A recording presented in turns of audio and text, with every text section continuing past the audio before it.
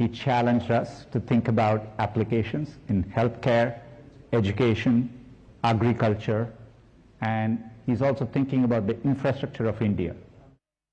All right, let's open this up. Stephen Ezel, who's the Vice President, Global Innovation Policy and Director, Center for Life Sciences, joins me on the broadcast. I also have Tarun Pathak, who is Research Director at Counterpoint Research, as well as Sanjeev Joshipura of the India Spora. Thank you so much, gentlemen, for speaking to me on India Global. In fact, Tarun, let me start with you. You've been writing extensively about semiconductors. Explain to us, talk to us about the ambition that India has very clearly demonstrated in the last 1 year. There have been multiple pacts that have been signed, and what lies ahead. So according to you, this pact that has been signed with the US, does it open up a lot of opportunities? Does it kickstart manufacturing capabilities for India? Or do you think there's still some time left and some pieces that need to fit in? Thank you for having me on show. I think a very important topic. The big focus of this is the global supply chains are diversifying. And if you look at post-pandemic, what we have seen, the dependence on one nation can actually impact a lot of economies. So what has happened post-COVID is everyone has started diversifying a bit. And now if you look at semiconductor, their role has become very, very important. So we are talking about a industry, just specifically about India numbers, we are talking about closer to like $500 billion. And that is going to be very, very important because if you see things around, chips are everywhere. Right now, in all the devices and the penetration of these devices are increasing. So this becomes a very, very important for us as a nation to be self-dependent on this and diversify whatever the supply chains are being diversified. India stands advantage to that because we have, like Mr. Prime Minister has said, that we have a diverse pool of young audience that can do really, really well on that. On top of it, we have a huge domestic demand. We are talking about something we are consuming close to like 43 billion of semiconductor content every year in terms of components in India. And this is going to increase almost threefold in the next 6 to 7 years. So yes, a very, very important segment to take a call on right now. Exactly. That's why this discussion is so important. India needs to ensure that its geopolitical interests are protected, which is why it needs to have an independent supply line for chips and at the same time become a global player in manufacturing of chips. Stephen Ezel, let me ask you this, that the pact and the collaboration with the US right now is for defense and several other areas. How important or crucial do you think that technology transfer will be for India for its larger chip ambition? Well, I think the relationship announced today, mostly on the military side, can most importantly serve as a validation factor for India. It's a confidence builder that when the US government is collaborating with the Indian government, with the Indian agencies, it shows to our companies that there's confidence in India's ability to manufacture semiconductors. As you know, India has long been a leader in semiconductor R&D and design. In fact, about 20% of the world's chips are designed in India. So the challenge for India, though, is to translate its strengths in semiconductor design into semiconductor fabrication. India's had initial successes recently with announcements from Micron that they'll build an assembly test package facility in Gujarat. But if India is to fulfill its global chip aspirations, it's got to show that it can manufacture semiconductors as effectively as it can design them. That's a very important point, Sanjeev. Let me ask you this, which is that we've been speaking about designing, we've been speaking about testing, packaging, the lower end of the entire chain. But now we are talking about manufacturing. We're trying to move up the ladder. Can we do that? Can we ensure that we climb that ladder as fast as we hope to? Yeah, a few points here. So thank you for having me on the show. Vikram Misri, India's foreign secretary, actually made that point during his remarks in New York, saying that this is the initiative where India is moving up the vertically integrated value chain, not just design but also manufacturing and fabrication. I think it's crucial to note that the semiconductors that will be manufactured will have wide applicability. First of all, I noted that Konark Bhandari from the Carnegie Institute, who has been following semiconductors for a while, mentioned that the kind of dual element semiconductors that are being made have a lot of impact in the high energy space. And that really assists in a variety of different applications, whether it's energy, whether it's military, whether it's telecom, AI, etc. I think it's fair to say that this deal is a demonstration of the fact that US-India ties have entered an era of convergence, as both America and India have been saying for a while.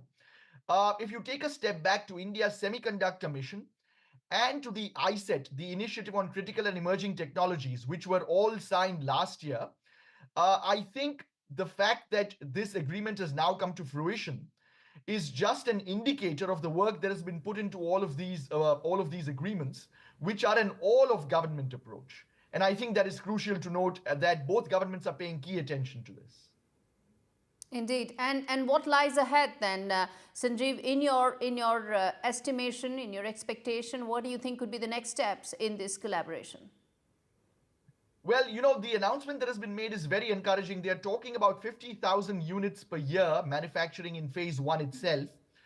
They're also talking about, employing 700 people, which is a relatively small number, of course, given India's needs. But the fact of the matter is that it's something. And they're talking about potential state government support, although we don't know exactly the location of the plant. What I really want to emphasize here is that there are allied initiatives coming up around this. So the Saraswati Knowledge Center is what they are calling it. First of all, the factory itself is going to be called Shakti, which, as your viewers know, is strength in Hindi. Then there is the Saraswati Knowledge Unit about semiconductor manufacturing that is going to come up, which will employ 100 people a year. Right. And then there is the Durga Design Center. So there are lots of allied initiatives that will come up around this that will create an ecosystem. And that's the main point. That's exactly what we are trying to do, which is to create that ecosystem. And Tarun, let me ask you this. What, according to you, should be the top 2 or 3 policy requirements that now need to come in to follow through on some of these very important commitments and intent? What should be the next policy steps? Right. I think one is we need to expand our current incentives, right? Or if you look at, obviously, $10 billion is aggressive, but if we look at from the semiconductor point of view, these are something we are looking forward 2 decades ahead, right? So we need to expand this number to more even aggressive number to a certain extent. And the other thing, what we are really lacking is hiring of a talent, technology transfer. We need to build policy that actually helps us to bridge that gap. If you look at right now, we have 600,000 of engineering students that are enrolled in electronics in India per year. The kind of PhD students here are just less than 1% in that particular segment. So we need to build policies around that where we can actually impart a particular skill set in this particular field of electronics and make sure we are creating a talent pool. And while we are away from that, we need to define a policy that helps to bridge that gap through a certain technology transfer with different companies. So I think that can be really, really helpful. And the other thing is, in terms of infrastructure, I think infrastructure is the key to success here in the semiconductor space. Now we need to make sure that our fundamental policies and regulatory aspects on the infrastructure industry is really, really robust, so that the companies that are starting here, they get the things rolling right from the day one. All right, Stephen, then let me ask you this, that, India has a federal structure. A lot of the heavy lifting may be done by the center, but the state governments, the provincial governments, as you would call them, also need to now pitch in. What would be your expectations from the state governments to ensure that these commitments, these intent, follow through by all these state governments? Well, certainly, the infrastructure environment, manufacturing semiconductors requires a 100% secure and uninterrupted supply of electricity, significant water requirements. Many states will have responsibilities to ensure that the physical infrastructure can support semiconductor manufacturing operations.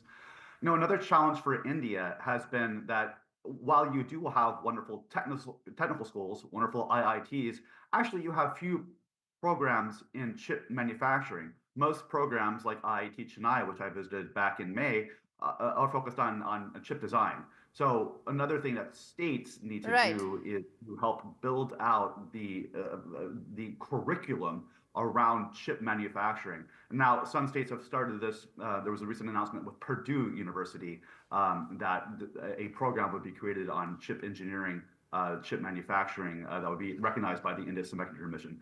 But certainly for states, infrastructure, skills, and kind of that, land, labor, taxation, policy that are pertinent to the state environment are critical. It's important for your viewers to note that when semiconductor companies consider where to locate a new facility somewhere in the world, they consider over 500 discrete factors. So India and every Indian state is competing with every other state in the world to get the best check mark they possibly can on these 500 factors to ensure that semiconductor manufacturing happens in your locality. Absolutely. And with that, I'm completely out of time. Thanks so much, gentlemen, for taking out the time and joining me in this edition of India Global. Chip wars and chip manufacturing, as I said, is at the fulcrum of geopolitics, and India is at the forefront of tipping those scales in New Delhi's favor. With that, we're slipping into a very short break. We come back with lots more on the other side. Stay with us.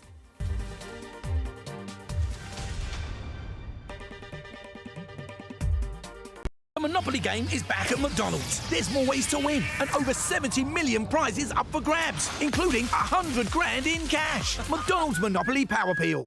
Mindful Chef. Food to help you feel great. Be ready for whatever life brings. With recipes so easy, you'll love making them. Choose meals you can make in 10 minutes. At Mindful Chef, you won't find any refined carbs. We'll always use 100% British meat.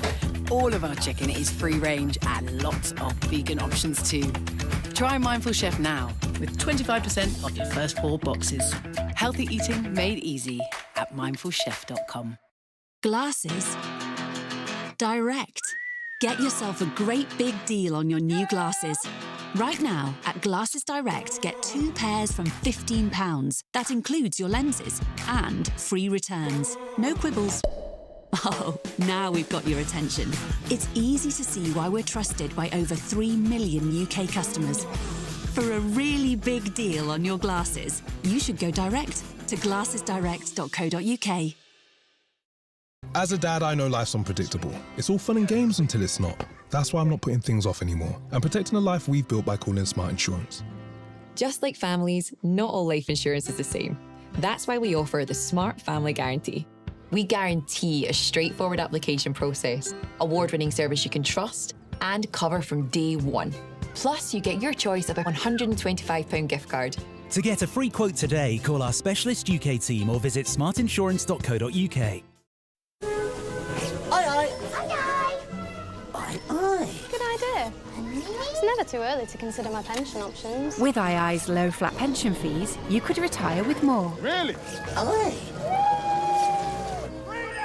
Helping you get the most out of your pension. Nice. So many investment opportunities! Interactive Investor, a Which recommended SIP provider 3 years running. The II SIP, your personal pension. Mum and Dad love Bright Sun Travel. They book all their trips through them. Mum's business trips, fly drives or city breaks. I love beach holidays the best, and so does my dad. For business, leisure or fun, call Bright Sun at All Protected.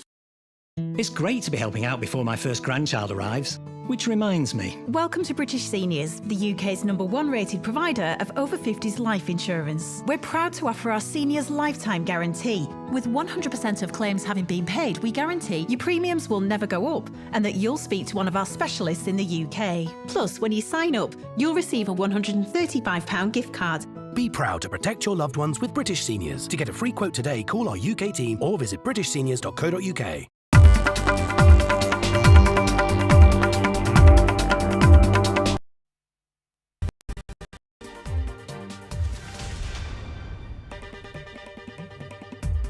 Welcome back. You're watching India Global with me, Gaurie Dwivedi. Shifting focus now to Sri Lanka, where Anura Kumara Dissanayake has become the first leftist president of Sri Lanka. It's also the first election where he won the mandate in the second preferential vote. But he's been sworn in. He is now expected to lead Sri Lanka in its next phase of growth? What does it mean for New Delhi? What does it mean for the India-Sri Lanka relationship from here on, given the fact that there are concerns in power corridors, that AKD has been fairly vocal about several aspects of engaging with India. He's also been very vocal about Chinese investments, and also he's been vocal about the Tamils in the northern part of Sri Lanka. Remember, 12% of Sri Lankan population is Tamil, ethnic minorities, and the 13th Amendment of the Constitution is something that AKD is against it. Now, what does it mean for the larger bilateral relationship? That's our big debate on India Global.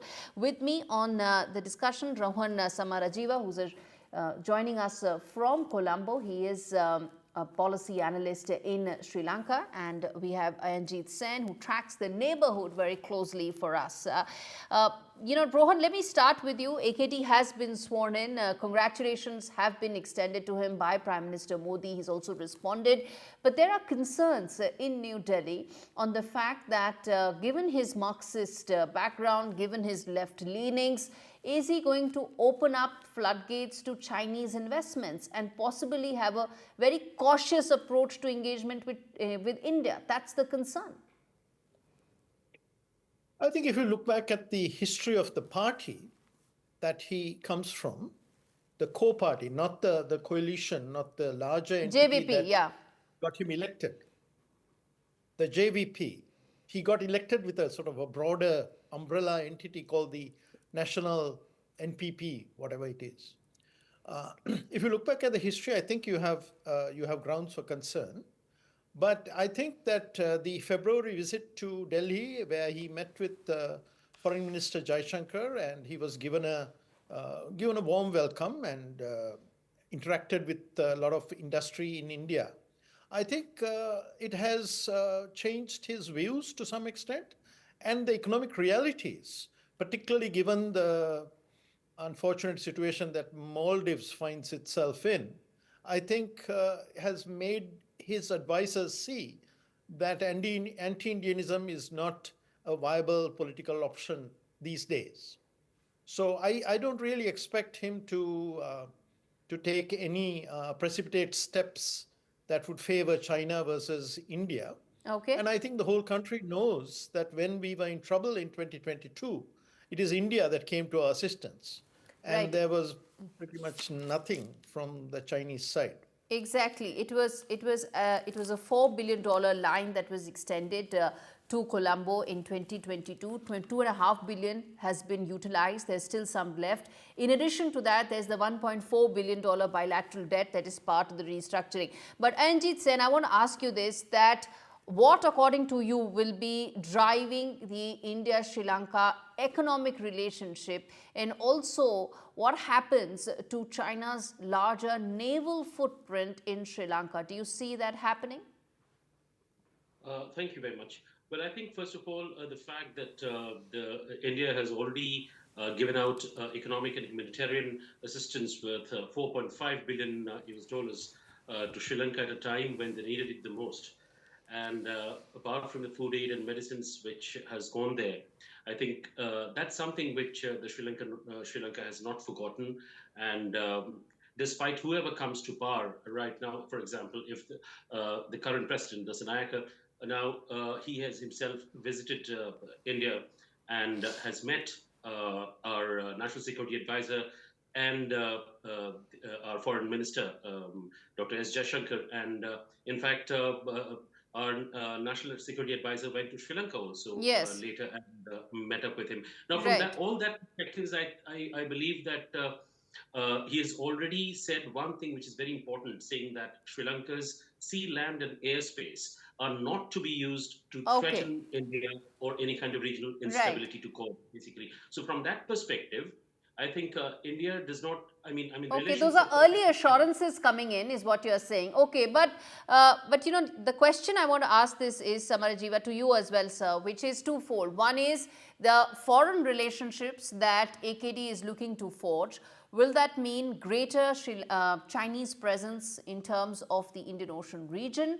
And secondly, also the concern is that the Tamil minority issue in the north is a concern, and it could probably have larger ramification on the bilateral relationship as well, because the northern and eastern parts of Sri Lanka, they have Tamil minorities there. The 13th Amendment is something that AKD is strongly against. It has anyway not been implemented. Is that a concern, and do you see that having a spillover impact on the bilateral relationship? Well, again, if you go back to the history, that is back to 1987, when the 13th Amendment that devolved certain powers to the provinces was enacted, yes, his party was adamantly opposed to it. But there is a very clear, unambiguous statement in support of the 13th Amendment as part of this election campaign. So you see, I think we need to not equate the political party that existed in 1987 with the political formation, which is not the same party. It's a sort of a larger entity. What about China, sir? Very quickly, what about China, sir? China question is an interesting issue. I think that China has not been very forthcoming in terms of assistance, flexibility with regard to debt rescheduling, and so on. So I think China will make mostly commercial judgments with regard to investments and so on. But with regard to these ship visits and things of that nature, where the executive has greater autonomy, because remember, the president cannot decide everything. There is a legislature, and that is going to be decided by November of this year. Who has a working majority in the legislature? Because he has only 3 seats right now. Yes. Right? Out of 225. Yes. So we have to wait for the political situation to settle in November. Right. When we'll get a picture of what the legislature is like and the executive. And that's when the China policy could become much clearer. I'm afraid I'm completely out of time. November. Thank you so much, gentlemen. I'm going to come back, and I have a feeling that I'm going to revisit Sri Lanka in coming days and talk more about that. But well, this is all the time I have in this edition of India Global. Thanks so much for watching.